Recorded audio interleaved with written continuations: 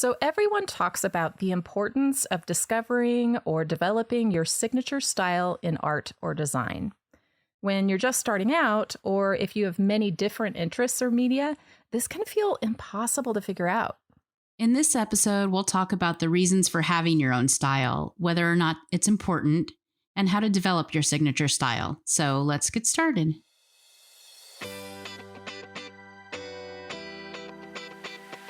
Hi, this is Laura Lee Griffin. And this is Nikki May with the Startist Society, inspiring you to stop getting in your own way and start building an art biz and life that you love. We are artists who believe strongly in the power of community, accountability, following your intuition, taking small, actionable steps, and breaking down the barriers of fear and procrastination that keep you stuck. Follow along with us on our creative business journey as we encourage you on yours. So, Nikki, what is a signature style anyway?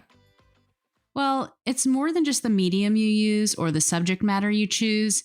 Your signature style for your art is a combination of the subject matter, the media, and techniques that you use in your work. It's what distinguishes you from other artists, and it's what makes it so that your work is instantly recognizable from others. Really, it's what makes you stand out. So, who do you think has a strong signature style? One person that always comes to mind when I think about unique styles is Lisa Congdon. You can see a piece of hers across any of the many techniques and industries that she works in, and you'll immediately know that it's hers. Right. Who comes to mind for you, Laura? Well, I agree with you. Lisa is immediately recognizable, but there are literally hundreds of people that I could call out that have unique styles. All right, but you don't want to edit an episode that's 10 hours long, so let's pick one or two, okay? Well, in the illustration world, one person who has a really distinct style is Helen Dardick. She creates both monotone and super bright gouache and watercolor whimsical works, just filled with quirky little characters and flora and fauna. And I can always tell her work right away. And in the surface pattern design world, I think Kate Reese has a really distinct graphic design style. Yeah. She uses bold color, and she's developed her clean style by doing lots of pattern challenges. Yeah, her patterns have kind of a mid-century modern vibe to them, and most of them are directional, but I find them really beautiful. I especially loved the series she did on birds, like 100 different bird patterns. They're really gorgeous. They really are. And in the fine art world, I think we can think of some of the people that we view as masters. Like Rothko had a very signature style, which was largely similar to giant color swatches on a piece of canvas, but no one had done that before. Don't let the art historians hear you say that, Laura. I know, I'm going to get in trouble. I'm going to be put in art history jail or something. As well you should be. But then there's also Mondrian, who used yellow, red, and blue squares with black lines and that geometry that was uniquely his. Very recognizable style. Right. So we can find examples of strong signature styles all over the place. But Laura, do you feel like you have a signature style? Well, I work in a lot of different media, and I don't think I have one single strong style that dominates all of them. But I do think that I have a unique style in each medium, if that makes sense. So my watercolor florals are bright and whimsical and loose. And the way that my hand makes flowers is uniquely mine, no matter how I might try to change it. It's just the way that my hand draws flowers. Right. My digital stamps are usually black and white line drawings, and they're very whimsical. My digital portraits, on the other hand, are far more realistic. And you can see a sampling on my website portfolio, and you can tell that each one has a connecting style with the way that I blend skin tones together. I tend to use a fun watercolor splash background for consistency. And then my digital illustrations and repeat patterns tend to be more classic designs, and I haven't fully defined that style there yet, but I do tend to use bold color as well and inject a little whimsy in those. How about you, Nikki? Well, in one way, I feel like I have a style for each different kind of work I do, or each media, like you, Laura. For example, my illustrations and surface design work are drawn digitally in Procreate, and I use strong, detailed black line work and bright areas of flat color. Right. When I draw on paper, it's just black and white drawings, no color. I also do collage and encaustic mixed media, where I combine found papers, my own photography, and my drawings. Mm-hmm. And also jewelry, where I use hand-drawn little slices of tree branches and copper findings. It sounds like a ton of different crazy things, and at first glance, it looks like they have nothing in common, but they all have a few things in common. First, they all have my detailed organic black line drawings that are either the basis of the work or, in the case of my encaustic and collage work, the final element that kind of pulls the whole piece together. Okay. And the other consistent thread through all of my work is the subject matter. It's always organic, natural elements. It's either nude women, flowers, plants, insects, so that even though it looks like a ton of different things, there's something consistent throughout. Yeah, I think you do have a very organic look, and you do have that strong, also sort of graphic design element of that strong black line, but it looks really beautiful. So I can definitely tell that all of those different media come from the same hand, even though they're very different types of work of art and using color differently as well. Thank you, Laura. So why is it important to have a signature style?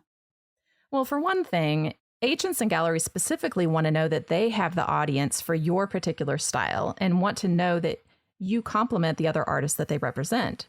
If you haven't listened to our episodes number 74 and 75 with Hina Alvarado on getting gallery representation, you should definitely check those out. This is one of the things that we talk about. Yeah, and it can also help with name or brand recognition. You absolutely want people to be able to see your art and immediately say, oh yeah, that's Nikki May. It will help you get better and faster as well. So once you get past the experimentation state with your work, you'll discover that going deep into one area or one style allows you to improve much faster than if you were making a bunch of different kinds of art. But I have to admit, I still enjoy doing lots of different kinds of art. So maybe that's my problem, Nikki. I don't think that has to be a problem, Laura. I think as long as each different thing you do has its own style, you're fine. Mm-hmm. Different collections can look different. And the more you do, the more you'll find that your own hand can be seen in the work, no matter what the medium. Well, depending on your goal, being able to produce work in different styles could actually work to your benefit. For example, if you're a freelance surface pattern designer, companies may want to know that you can create work in multiple styles easily. However, if you want to license your work with your name attached, then it'll be very important for you to have a distinct signature style. Yeah, and I would say there's definitely room for both of these ways of working. Just know the industry you're most interested in and what the gatekeepers in each are looking for. Mm-hmm. But you can always do things your own way and find a place in the art and design world for it. So, Laura, how do you develop your signature style? Well, Lisa Congdon wrote a great book called Find Your Artistic Voice, The Essential Guide to Working Your Creative Magic, which it has a lot of really great advice, interviews with other artists, and it's also just really nice to look at. We'll definitely link to it in the show notes, but we have some of our own ideas too. Yeah, so the first step is just make a lot of art. Do it every day. Try different materials, try different subject matter. You could try doing a 30-day, at least, more is better, challenge where you try drawing or painting the same subject every day for 30 days, and you'll see your natural style start to emerge. Or you could use different media and techniques each day for 30 days. Yes, and study your own art. Bring together a collection of the work that you've made and think about what you enjoyed most and what you didn't like in the process. Like what techniques or styles or subjects are coming up again and again in your work. And as Marie Kondo says, what sparks the most joy? You can also study the work of artists that you love. What is it about their work that you're drawn to? Is it media and technique? Subject matter, the story behind the work? Look at a bunch of different artists' work and see what the ones that you love have in common. And Nikki, I'm going to play devil's advocate here. I think there's a different way to look at this. If you spend a lot of your time looking at other artists' work that you love, you're one, not doing the work and practicing as much as you could. We know social media is a huge rabbit hole. I mean, have you ever sat there and realized you've been scrolling through your Instagram feed for 45 minutes? Or is that just me? Of course not. And two, you can get very heavily influenced by what others are doing and the trends out on social media versus actually following your own intuition and making the artwork that is uniquely you. I don't disagree with you, Laura, but I think there's a time and place for both. You definitely want to spend way more time making your own work and making a lot of it. But I don't think it's a bad thing to also look at the work of other artists for inspiration. Just make sure that you keep the balance weighted a lot more towards making your own unique art. And if you don't know where to start towards developing your style and you aren't sure yet what you love or what you're drawn to, go to Pinterest. This is an exercise I use with my branding and web design clients that works for art as well. Create an inspiration board. Start pinning things that you're visually drawn to. It could be other artists' work, art that looks like it would be fun to do, art that speaks to you in some way, or that you'd like to have in your house or on products that you own. Do this for a while and you'll start to be able to recognize themes and styles that you're just naturally drawn to. And it's even okay to copy other artists' work while you're learning and developing your own style. It's never okay to sell work that was directly copied from someone else or to present it on social media as your own without giving them credit. But it's okay to do it as a learning exercise. You might set a challenge to yourself to copy your very favorite painting 30 times. You'll likely find that at first you struggle to make it look like the original, but as you keep working, you'll stop trying to copy it exactly and you'll see your own style emerge until it's no longer a copy of the original painting. Yeah, there's a whole book on this topic that I know we both love, and I'm sure we've mentioned it before. Austin Kleon's Steal Like an Artist. And then there's also the practice in classical art studies of painting in museums, copying work from the masters. It's just got to be a small part of your learning process, not a crutch. Yeah, Brooke Glazer actually has a Skillshare class on this topic. And there are some really great exercises where you can take one reference image and try to paint it 3 to 5 different ways with different techniques. And they may not have been styles you even thought of using before, but in the process, you'll see what feels natural, what you enjoy, and you'll start to repeat those techniques and style and merge them into something that is uniquely you. That's awesome. I might have to check out that class myself, and we'll, of course, link to it in the show notes. Yeah, it's a great class. But if you only copy what other people are doing, you're never going to develop a style of your own. And remember, as you're doing this, you do not have to share the process with the world. Not every painting or drawing or illustration or pattern makes it to Instagram, and that is fine. Right. That's definitely a good point, but I actually wish that I had the guts to show more of the messy middle, the learning part, rather than just the finished work in my intentional style, you know? Well, that's a topic for another podcast episode. Good point. Let's move on. Okay, so as you're working on your own style, think about the message behind your art. What are you trying to say? Why are you making the art? What is it about the subject matter that you're drawn to? What are you saying about the things that you choose to draw or paint? Yeah, as an example, one of my very favorite subjects to draw is the female nude, but not the typical thin magazine model type. Right. I like to draw a variety of body sizes, but I lean toward larger, rounder bodies that are more like my own. And I've kind of gotten to be known for drawing bodies that regular people can see themselves in, which is something that really speaks to me, but is also very relatable to my buyers. And they're beautiful. Thank you. So the next suggestion we have is to make work that you love making and love seeing and use colors that make your heart skip a beat. Don't just make the work that you think will sell. Trends have their place, but the most successful pieces many artists have commercially are the pieces that they just made for themselves first. This reminds me of Stacy Bloomfield of Gingerbread, who we interviewed in episode 19.